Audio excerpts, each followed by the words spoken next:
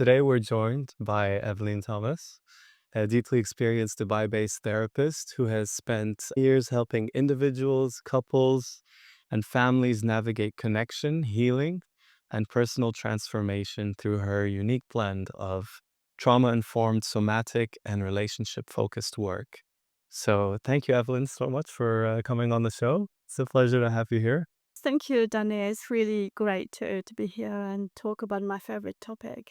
Yeah, no, I'm super excited to have you. And I thought, what better way to begin than to talk about everything that happens before a relationship, before we dive in. So, how important is it to choose the right life partner? It is in a way important, right? Because you hopefully want to spend the rest of your life with this person. You want to make sure that you have connection and stability. So when we first meet somebody, we must understand that what we have first is a physical attraction, right? So boom, we meet somebody and it's like, wow, isn't that fantastic, right? And you're in love and all your hormones are flowing. And you very often think, this is it, I've met the right person. And then once the honeymoon period is gone, it takes about between 6 months to 2 years. And you realize, oh no, no, no, no, there are too many things I don't like here. And there are too many values I don't have. There are too many things this person is not doing the way I like. And by now, you're probably married. Before you engage yourself, and I see couples who actually engage and marry very fast, and they are in therapy because they haven't taken the time to really ask the questions around values. What are your values of life? What is okay for you? Do you want children? How do you deal with money? How do you deal with sexuality? What is your style? Because if you don't do that before, you're going to have a big surprise afterwards. Emotionally focused therapy teaches us that we are animals of connection.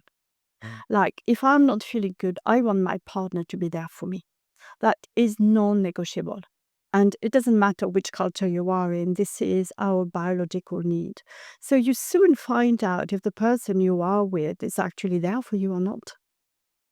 And you want to watch how they speak to other people. You want to watch how they deal with the waiters, Right. with the cleaning people. You want to watch how they are when they're under stress. Are they losing it or are they capable of holding themselves together?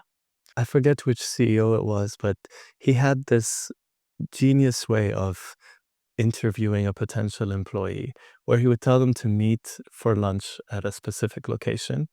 And then he would intentionally arrive about 20 minutes late. And he would tell him, order these two appetizers for me, and I'll arrive in 20 minutes. And so the potential employee is stressed. He calls the waiter. He orders these exact items. But little does he know that the CEO has called the waiter and told him intentionally mess up one of these items, bring the wrong one to figure out how is this potential employee going to respond? Is he going to lash out at the waiter? Is he going to handle the situation calmly, professionally? Um, and, how people respond in bad times, right, is a big indication, especially when the person they want to impress isn't necessarily there because you can't wear that mask anymore. Yes, yeah. So the employee might have lashed out. We might have placated and say nothing. And it's not a good thing either, right? Because non-assertive. Yeah, I like that. Has The relationship, we should all be watching this. Mhm. Uh, What are some of the green flags and positive traits that we should look for? Definitely somebody who can hold his or her emotions. I think it's very important to feel safe in a relationship. And the way we're going to feel safe is if somebody can regulate. Mm. They can self-regulate, right? They're not losing their rag every time a little something happens because you're not going to feel safe with somebody like that. You want to watch for manipulation. You want to watch for lying. You want to watch for, there are so many red flags, right? But I like also to concentrate on the green flags. So kindness, respect. There is something in my country which says how he treats his mother is how he's going to treat you. So maybe how he treats his mother, or at least how he treats other people, how he speaks about women, right? So all these are good green flags to me. Yeah, somebody is respectful, kind, gentle, and assertive. You don't want, somebody who's totally Pushover. no, you don't want that either. But you want somebody who is solid. So, I mean, you touched on it a little bit earlier, talking about the initial signs of attraction that we might feel for someone, and then, the question of values comes up. How can someone tell the difference between compatibility and chemistry? What the research shows around that is chemistry is easy. Gonna have chemistry with many, many people. Compatibility is on the long run what you want to look for. So you have this chemistry and you think, wow, we get on well. Physically is brilliant. Everything is great, right? Whereas compatibility is really, first of all, do we have the same value? Values are important. Are we going to go for the long run, or is it just we have great chemistry, but really we have nothing in common in terms of value? What is a relationship? And I'm not talking about hobbies, because Right. after all, we don't all need to do the same hobby, but the compatibility around what is our view of life? What is our view of relationship? Now, saying that, I find something very, unfortunately damaging in relationship is people come to me, couples come to me and they say, we are not compatible. Hands off. I don't need to work at this relationship. And what we find with couple is the moment they've decided they were not compatible, they're going to make no effort. Okay. Interesting. No, relationships need effort. Nobody can say a relationship is not hard work because it is, right? And a lot of the times, are they not compatible because of a misalignment with core values? A lot of the time, core values and how they see the relationship. What is a relationship for you? What is a relationship for me? It might be totally different. I have couples who come sometime, and I've had this twice now, where 9 years later, one of them wants a child and the other one still doesn't. Okay. And I think, wow, you see, what have you done all this time? Why didn't you talk about it? And he is adamant. She knew this right from the beginning. That's to me, it's not a compatible couple, right? So you see, it's the values around how you're going to lead your life. That's really interesting. And it brings me to my next question about these expectations in our partner. What questions should partners ask each other before having a relationship? Nobody can fully fulfill you, Hmm. right? So you already start with this in your mind. Nobody will give you exactly what you want. And internal family system teaches us that at the end of the day, we need to be here for us. So you put this aside and you ask yourself, what do I need to feel safe in this relationship? Well, I might need somebody who comes home on time every day. Why? What does that mean? What does that mean about your anxiety? And it's something you need to check first before you start telling your partner, I need you to be home every day at a certain time. Now, saying all of that, I don't think we ask anything of people, but we observe. Is this person available? Is this person reliable? Can I count on this person?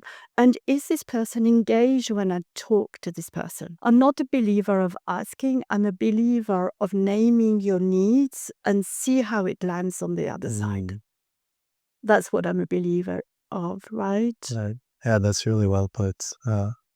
We live in Dubai, very multicultural city. There's people from all around the world in a really small space here. And it's beautiful, and you see a lot of intercultural relationships. So, how do cultural expectations around gender roles unconsciously shape the way that couples handle conflict and decision making? It's a big question, right? 200 nationalities.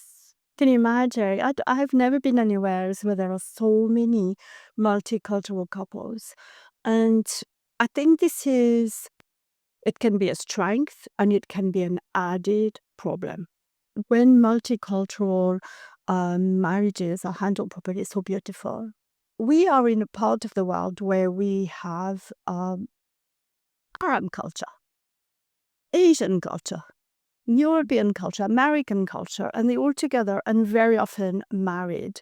So we tend to see here a more patriarchal, even today, patriarchal attitude of men still like to feel respected. They make the decision.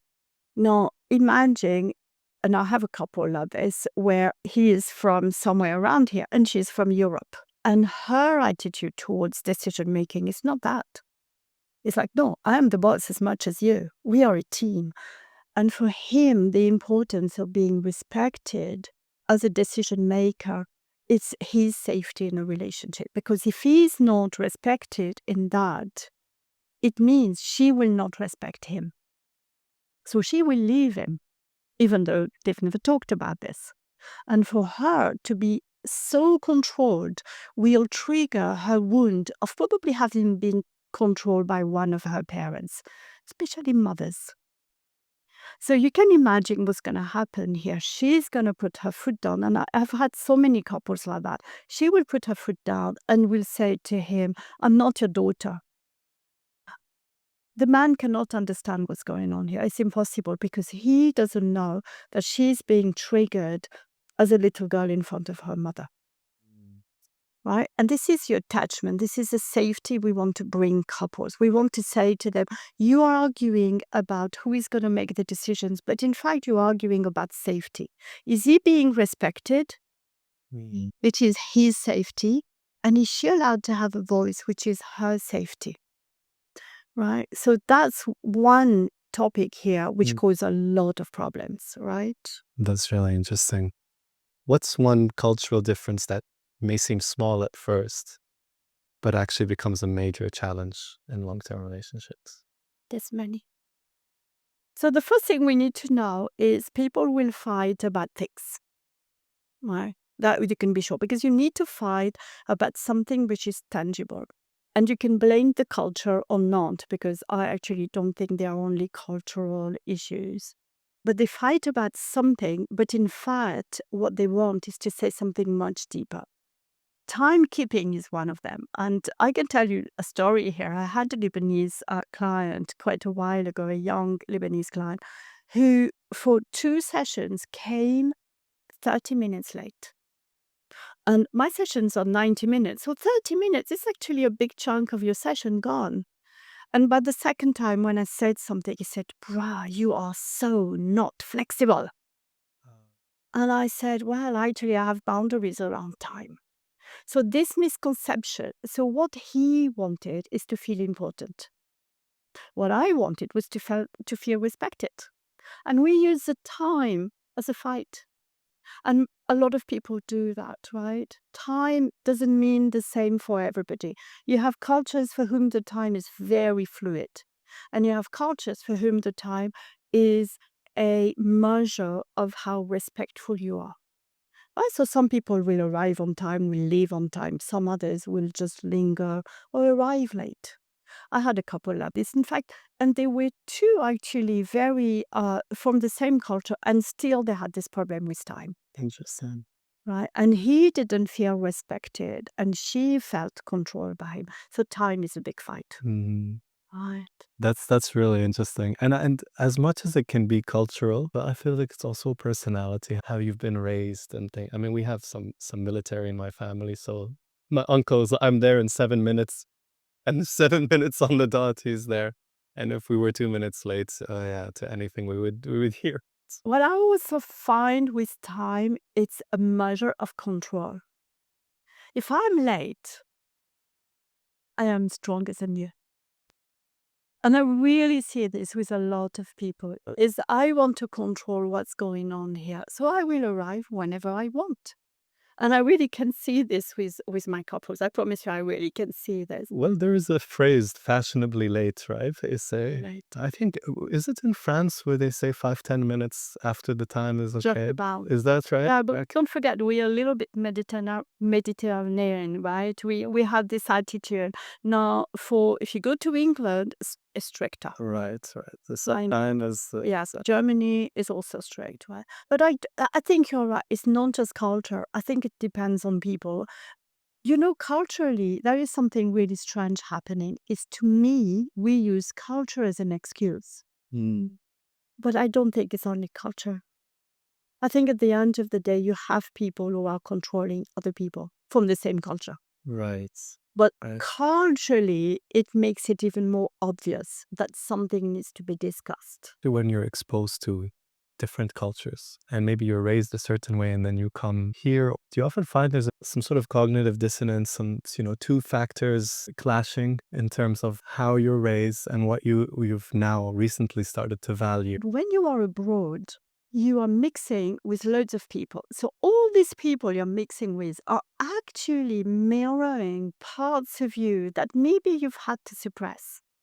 So let's imagine in your family it was important to be on time, but you are now mixing with other people who take time in a different way.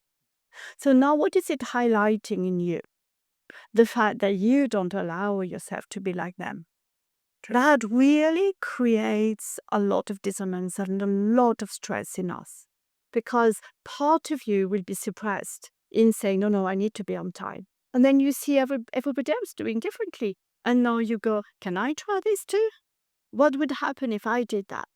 Do you see what I mean? And this is what I think is one of the problem of being an expat, is to see parts of you that you've had to suppress and they are right in front of you.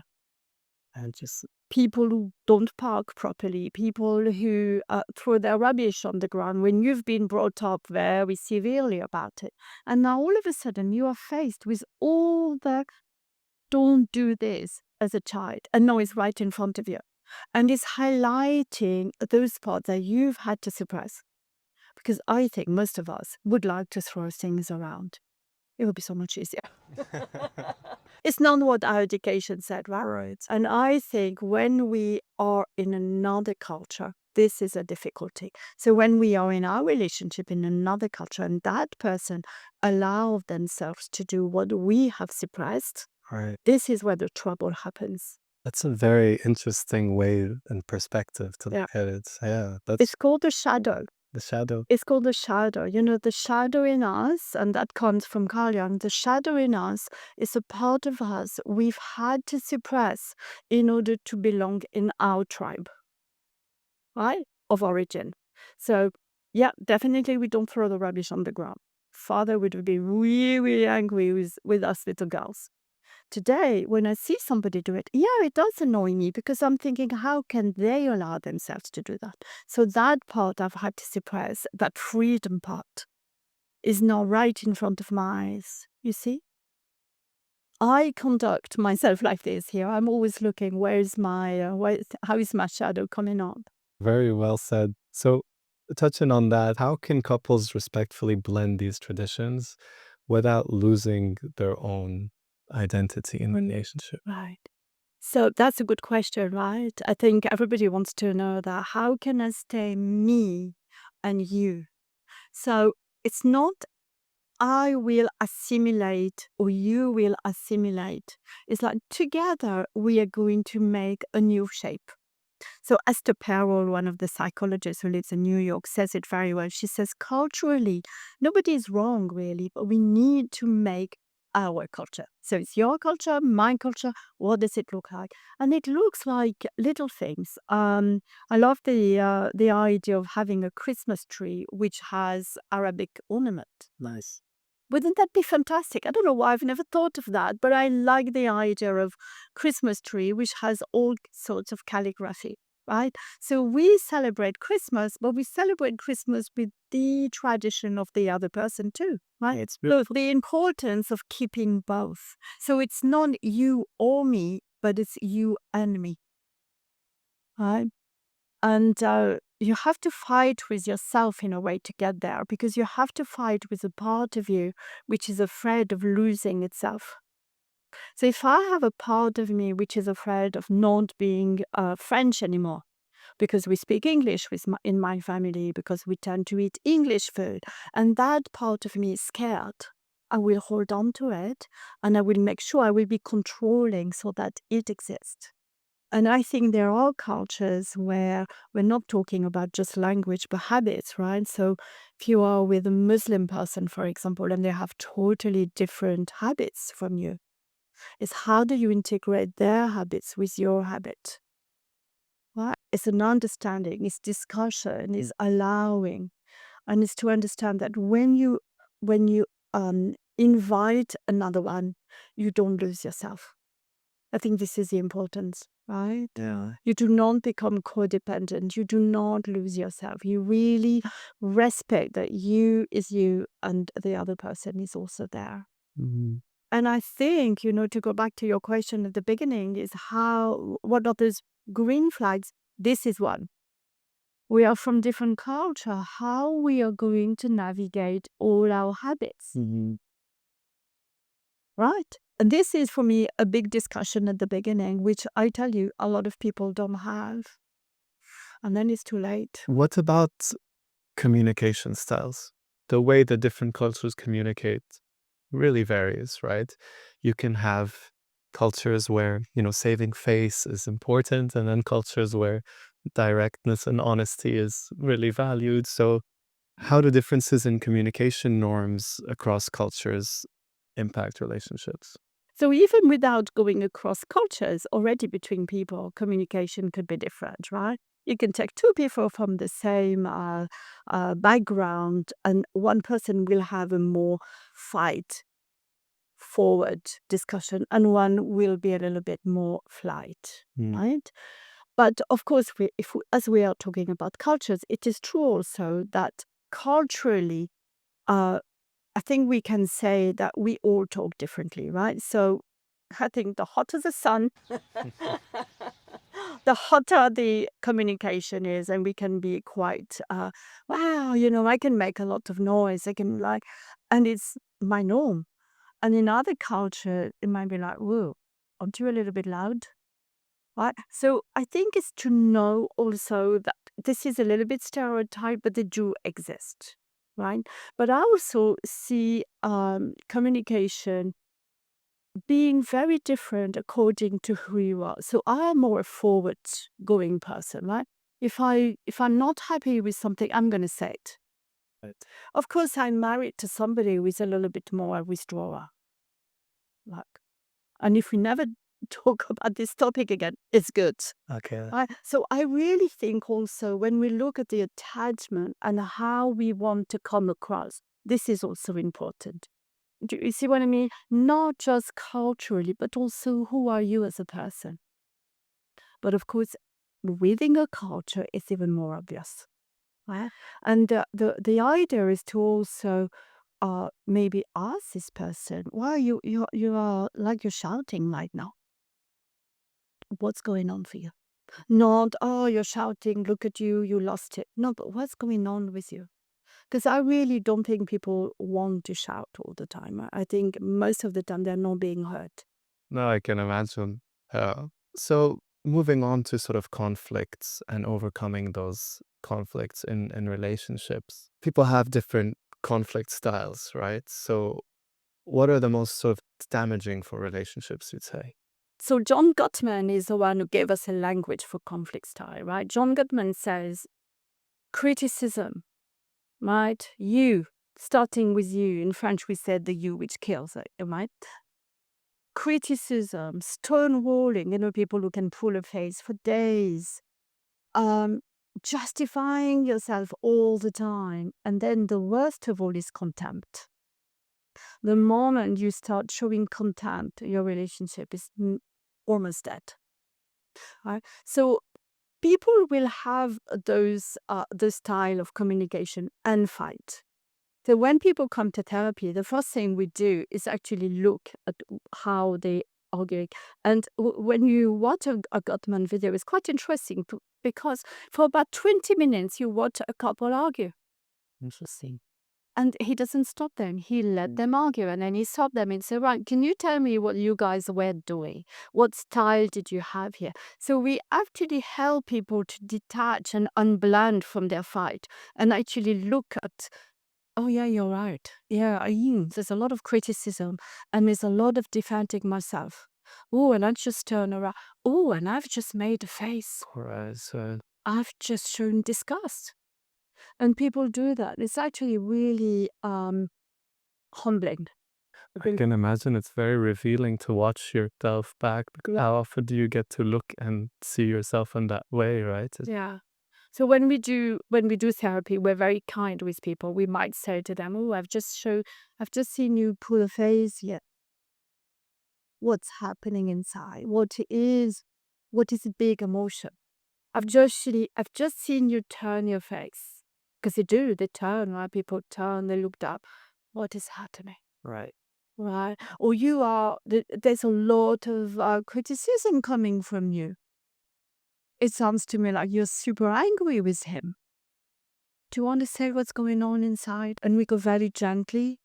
So we stop this way of fighting. Every relationship, it's not all sunshine and rainbows. Fights are inevitable, right? So, what is a healthy way to fight or argue, let's say?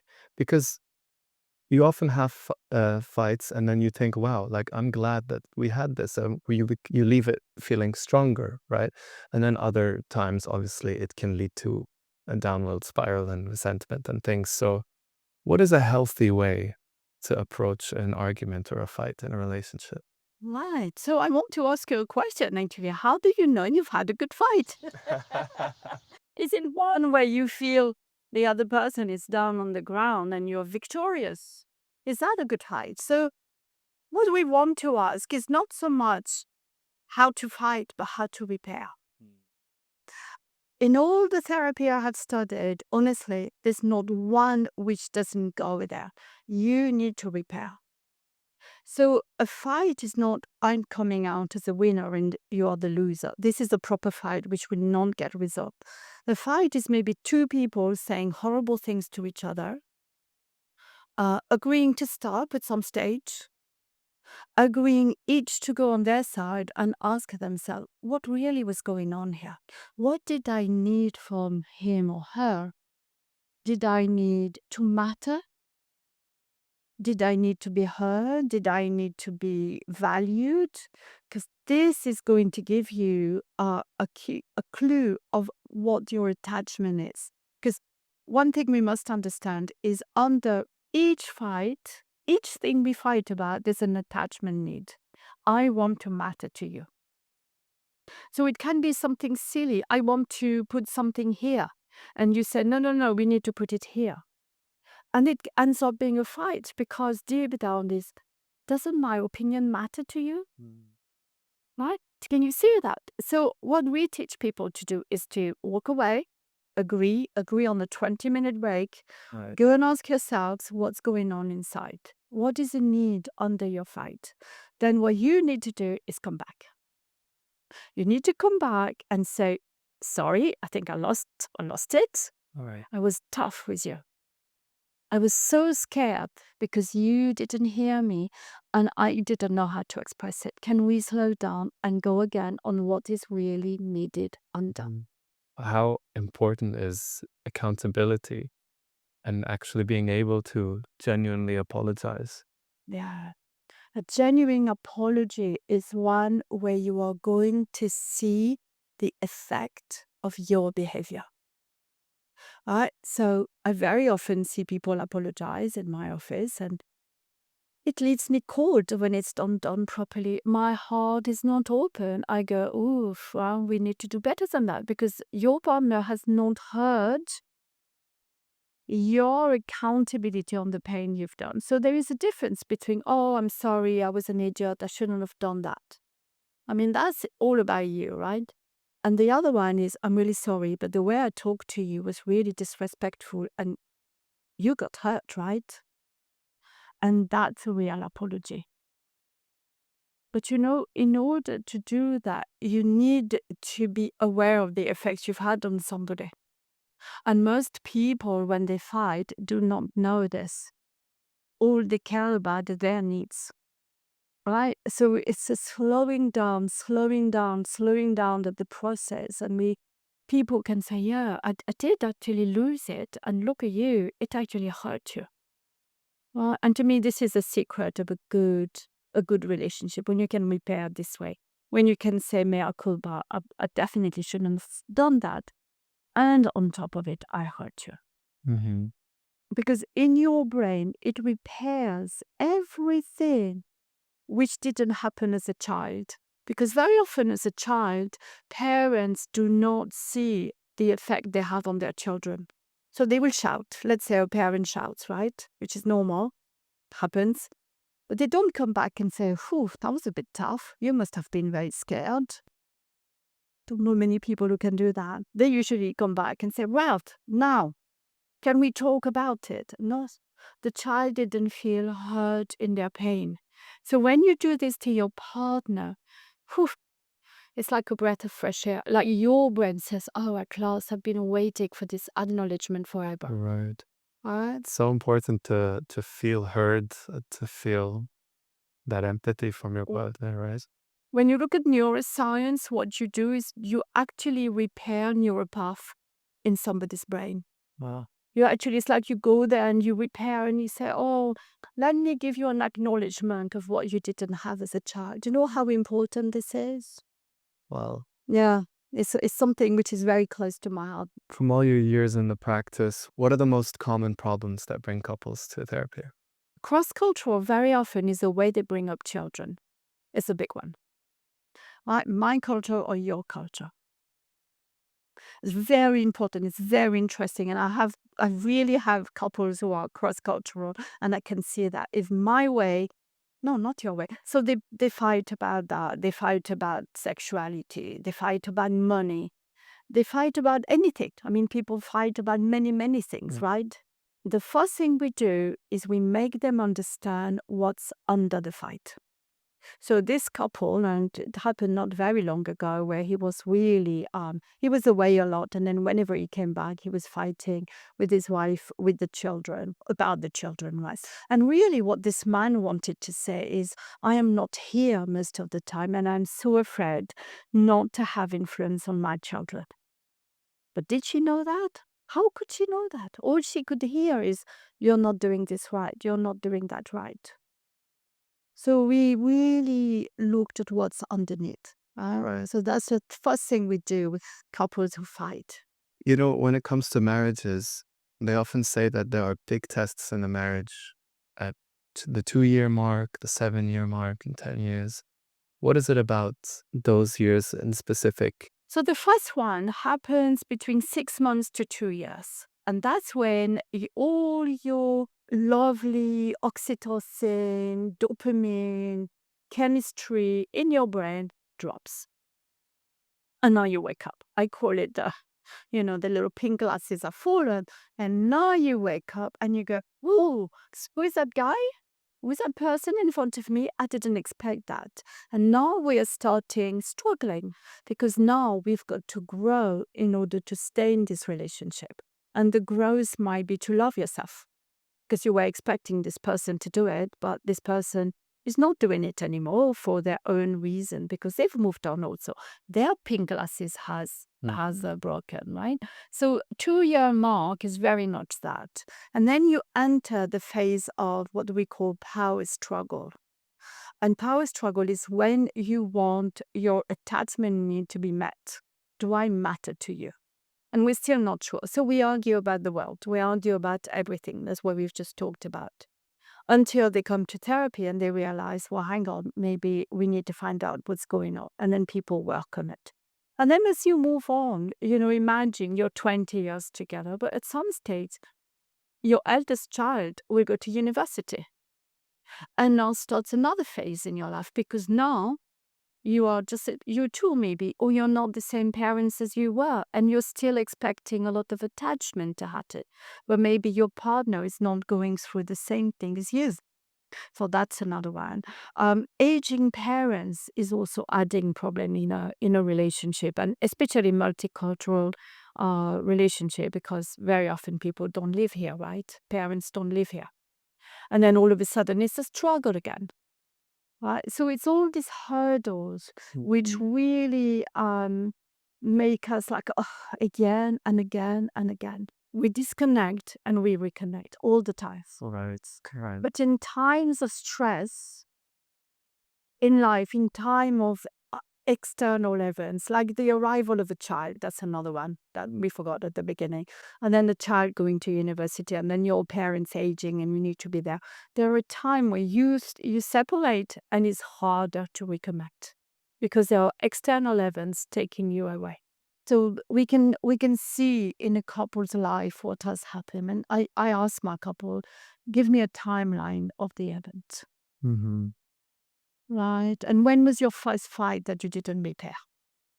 And just We call this an attachment injury.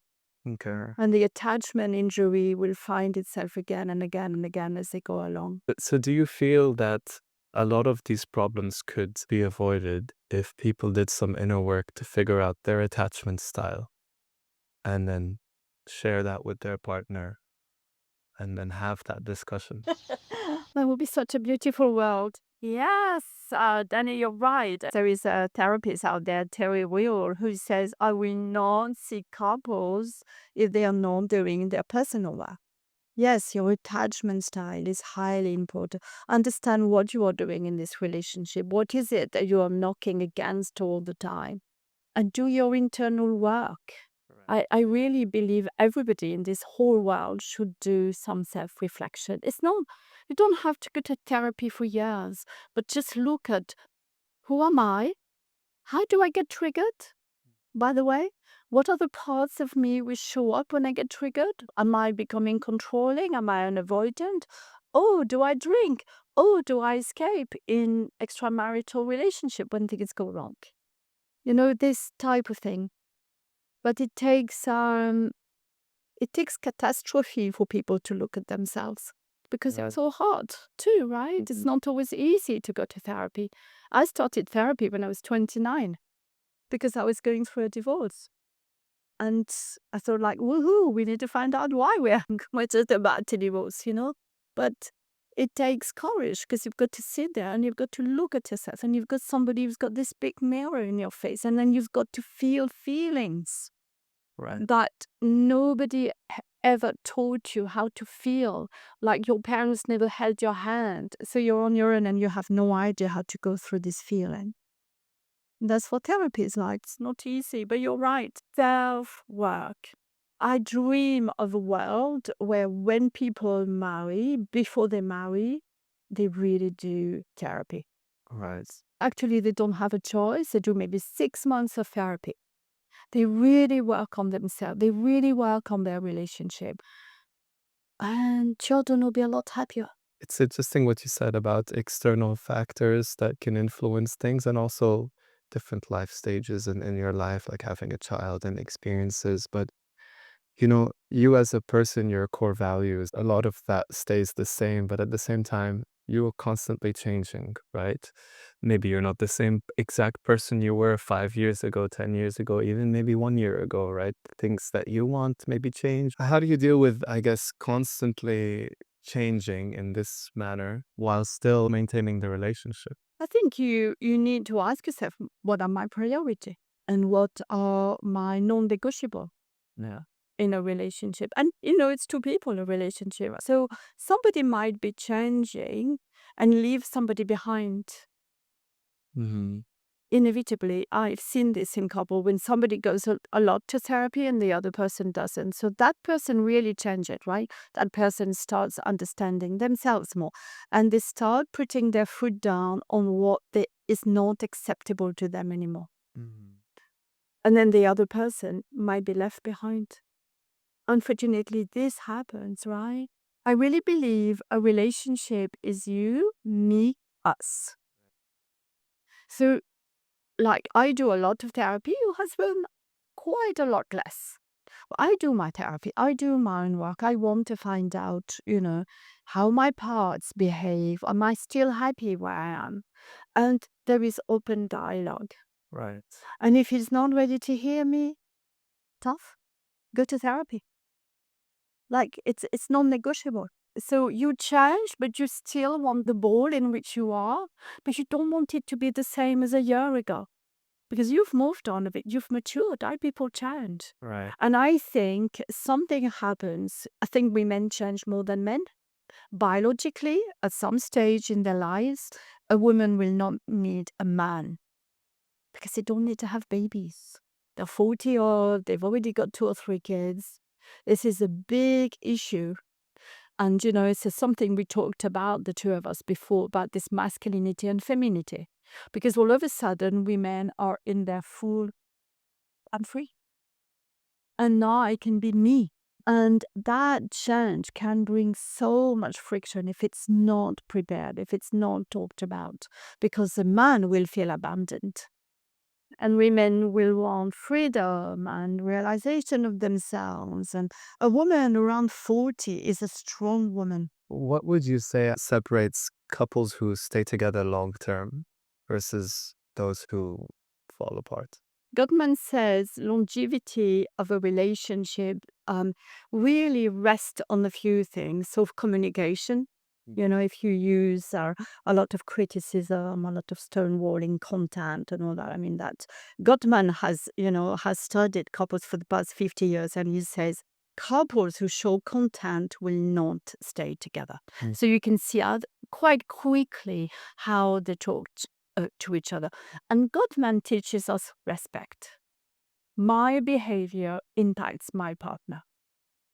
Do I want to carry on doing what I'm doing, or do we negotiate what's going on? So a lot of respect, a lot of open communication. I would add transparency, Right. and I would add attachment. Like, I want my partner to understand that actually I am a creature of contact and connection. I need my partner to be engaged, Right. right? And then those are discussion we have. This is very much how we communicate. People who communicate, people who are open, people who are transparent, people who are vulnerable, Hmm.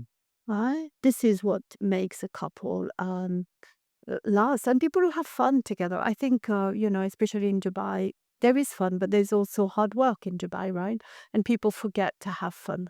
Right. Right. The type of fun we used to have when we were younger, whether it's, I don't know, dancing or painting or doing something. I always say to my couples, don't go just to dinners.